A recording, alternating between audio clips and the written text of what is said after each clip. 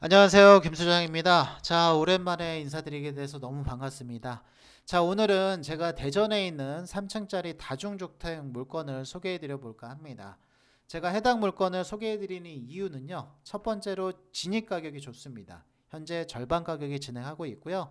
두 번째로 물리적인 여건이 좋습니다. 한남대학교의 임차 수요를 받을 수 있는 지역에 위치해 있고 22가구라는 물리적 여건이 굉장히 좋은 상태이기 때문에 제가 해당 물건을 소개해 드리게 됐습니다. 자, 세부 내역은 사건지 보면서 말씀을 도와드리도록 하겠습니다. 자, 소재지는 대전시 동구 용전동에 위치해 있는 물건이고요. 감정가 7억 1천에 경매 최저가 3억 4천부터 진행하는 물건이다. 자, 보존 등기일이 2010년도 8월이기 때문에 건물 나이로 12살 정도 계산하시면 될 것 같습니다. 자, 건물 연항은 3층으로 구성이 되어 있고요. 각 층 7가구씩 21가구로 구성이 되어 있으며 현재 옥탑이 추가가 되어 있기 때문에 사용 수익을 올릴 수 있는 가구 수는 총 22가구다라고 생각하시면 될 것 같습니다.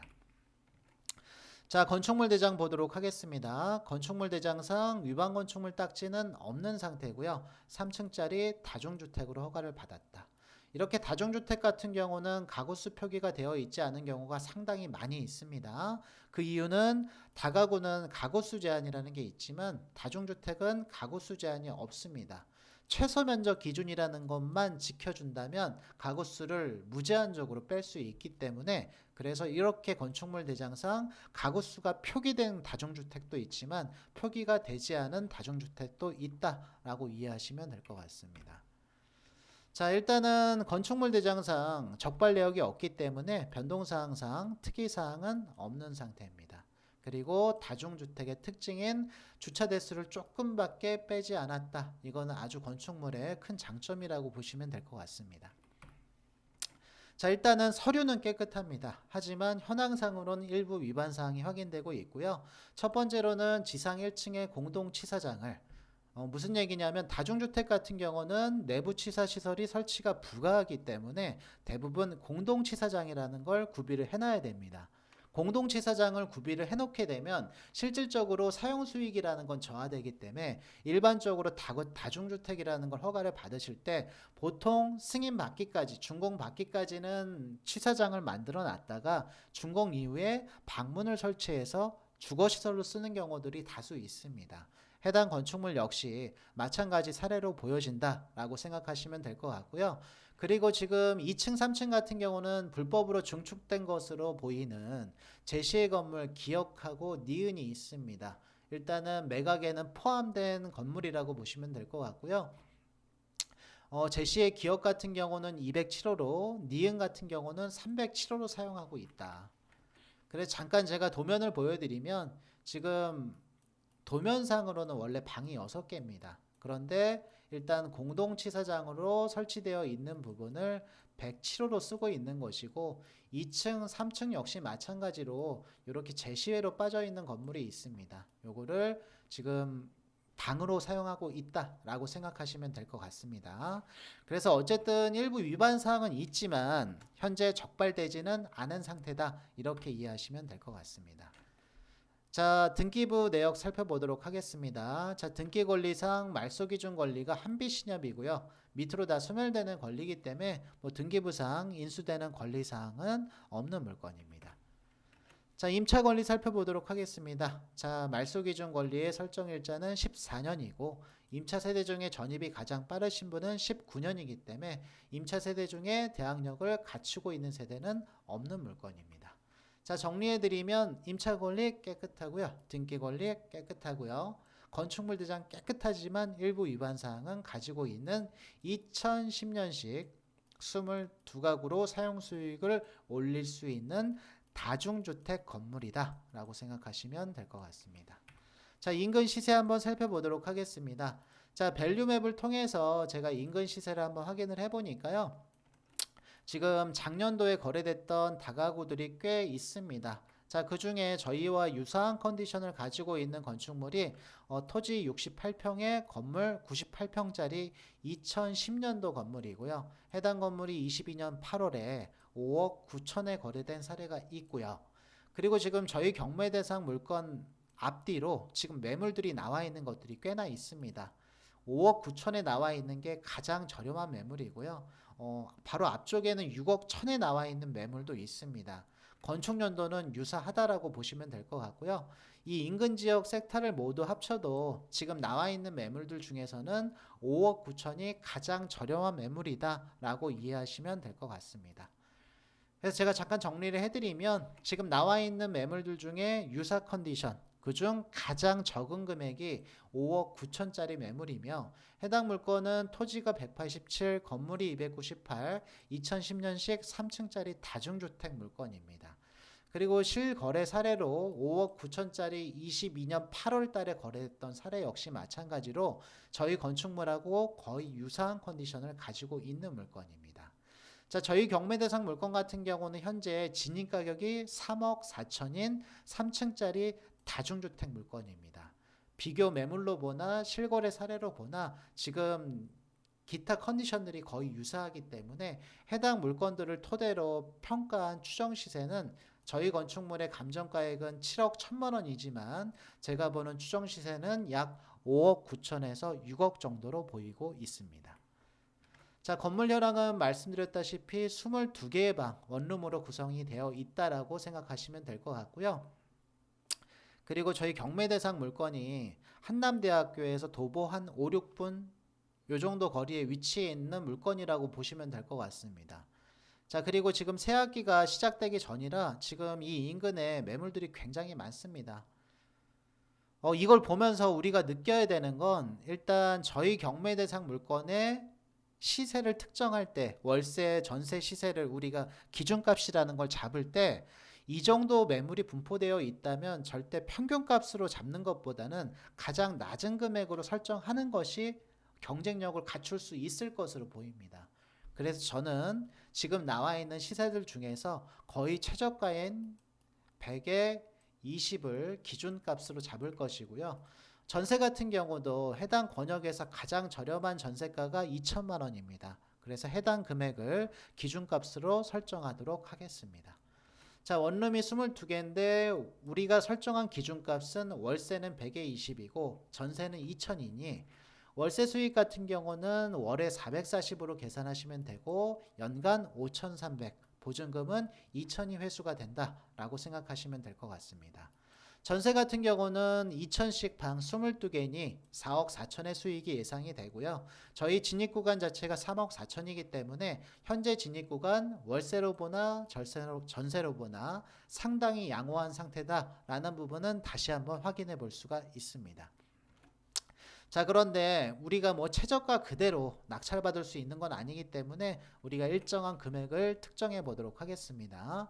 자, 4억에 낙찰을 받았다고 가정을 하고요. 방이 22개이기 때문에 신탁 말고는 대출이 불가능합니다. 현재 신탁 금리가 가장 저렴한 금리 자체가 7.3%이기 때문에 해당 값을 기준값으로 설정을 해봤고요. LTV는 대전은 비규제 지역이기 때문에 감정의 70 또는 낙찰의 80 중에 낮은 금액 기준으로 설정이 됩니다. 그래서 낙찰가의 80%로 LTV를 설정을 해봤습니다. 자, 그리고 늘상 말씀드리지만 이러한 대출이 실행되기 위해선 반드시 DSR 여건을 충족을 해야만 가능하다라는 점 다시 한번 상기시켜 드립니다. 자, 4억에 낙찰됐을 때 대출은 3억 2천이 나올 것이고 원금은 8천이 들어간다는 얘기인데 월에 440의 수익이 들어오지만 월에 빠지는 대출 이자가 약 200만 원가량입니다. 자, 그렇다는 말은 월에 순수익은 240만 원이 발생된다는 얘기고요. 이걸 연간 수익으로 환산한다면 1년에 2,900만 원의 수익이 예상이 된다. 저희가 이 건물을 매입할 때 들어간 원금이 8천이고요. 해당 지역의 매물 자체가 워낙 많이 분포해 있기 때문에 경쟁력을 갖추기 위해서 제가 충분한 수선비를 투입을 해봤습니다. 원금은 8천 들어갔고 수선비는 6천을 계산을 해봤고요. 이 중 2천만 원은 보증금으로 회수되는 비용이기 때문에 실질적인 금액은 추가로 4천을 더 드렸다라고 생각하시면 될 것 같습니다. 자, 그래서 연간 수익 2,900에 우리의 투입 자금 1억 2천을 계산하게 되면 연간 22% 이상의 수익이 나올 것이다. 22%, 23%이 정도 예상하시면 될 것 같습니다. 자, 일단은 수익률로 봤을 때 굉장히 양호한 상태의 수익률입니다. 그만큼 현재의 진입 가격이 굉장히 좋다는 얘기고요. 두 번째로 물리적인 컨디션이 22가구라는 이 물리적 컨디션이 굉장히 사용 수익을 높이는 중추적인 역할을 했다라고 생각하시면 될 것 같습니다. 자, 그래서 제가 정리를 해드리자면 장점은 일단은 물리적인 여건이 너무 좋다. 가구 수가 22가구나 빠져 있다. 그 말은 즉 공실만 없다면 높은 사용 수익이 예상이 된다. 두 번째로는 한남대학교는 대전에서 충남대 다음으로 학생 수가 많은 학교입니다. 약 15,000명 이상의 재학생 수가 있기 때문에 한남대학교의 임차 수요를 받을 수 있는 도보 7분 거리의 경매 물건이 소재에 있으니까 건축물의 컨디션만 받쳐준다면 그리고 높은 임대 시세로 내놓지만 않는다면 저는 높은 사용 수익을 예상해 볼 수 있을 거라고 생각을 하고 있습니다. 다만 주의해야 되는 부분은 다시 한번 말씀드리지만 지금 뭐 개강 전이라고 하더라도 지금 인근 권역 자체가 전부 한남대학교의 임차 수요를 받고 있는 권역이기 때문에 매물이 엄청나게 많습니다. 그 말은 무슨 얘기냐면 경쟁 대상들이 다수 포진해 있다라고 생각하셔야 됩니다. 즉 경쟁력을 확보하지 않는다면 공실로 놀릴 가능성이 굉장히 높다라는 거고요. 두 번째로는 지금 현재 경매 대상 물건이 지금 진행하는 건 2월 달에 지금 매각을 진행하고 있고 개강은 보통 2월 말에서 3월 초에 진행을 합니다. 그 말인즉슨 개강 시기까지 우리가 임차를 마치지 못할 가능성이 높다라는 얘기이기 때문에 한 학기 정도는 공실로 건물을 놀릴 가능성도 있다라는 부분도 염두를 하시고 입찰에 참여를 하시기 바랍니다. 자, 마지막으로 일단 적발되지 않은 위반 사항들이 있지만 대수선처럼 중한 위반 사항이 아니라 위반 면적에 따라 부과되는 위반 사항이며 원상복구가 상당히 용이한 부분들이 있기 때문에 뭐 일단 이 위반 사항은 적발이 되게 된다면 사용 수익과 이행강제금의 범위를 비교하셔서 유리한 쪽으로 선택을 하시면 될 것 같습니다. 그래서 일단 경미한 위반 사항들이 있는 물건이다 라고 생각을 하시면 될 것 같고요. 그리고 제가 이 물건의 전월세 시세와 월세 수익 뭐 이런 기준값들을 설정할 때 지금 월세는 100에 20으로 설정을 했고 전세는 2천만 원으로 설정을 했습니다. 다 지금 권역에 나와 있는 매물들 중에 거의 최저가에 인접하는 금액으로 기준값을 설정한 것인데 그 이유는 다시 한번 말씀드리지만 매물이 이렇게 다수 포진해 있는 지역에서는 경쟁력이 확보되지 않으면 공실로 놀릴 가능성 굉장히 높습니다. 그래서 반드시 시세를 평균값보다 조금 낮춰서 계산하시고 입찰에 참여하실 것을 권유를 드리고요.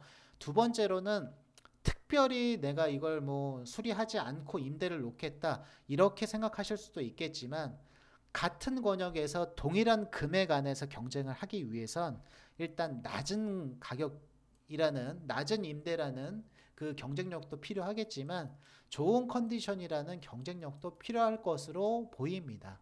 그래서 저는 해당 물건의 수익률을 계산할 때 수선비를 약 6천만 원가량 계산을 했다 라고 생각하시면 될 것 같습니다. 자, 어쨌든 여러모로 물리적 여건은 상당히 좋아 보이지만 현장 임장이 필요해 보입니다. 현장 임장을 다니시고 해당 인근 부동산을 방문하셔서 일단 인근 권역에 매물이 어떻게 되고 매물대 형성은 어떻게 되고 수요는 어떻게 되는지 다시 한번 현장에서 체감하시고 평가를 해보시고 결정을 하시는 걸 권유를 드립니다. 자, 어쨌든 오늘 하루 이제 점심 식사 하시고 다시 이제 일과 시작하셔야 될 시간이신데 마지막까지 조금 더 기운 내시고요. 자, 이상으로 5분 경매 김수정이었습니다. 감사합니다.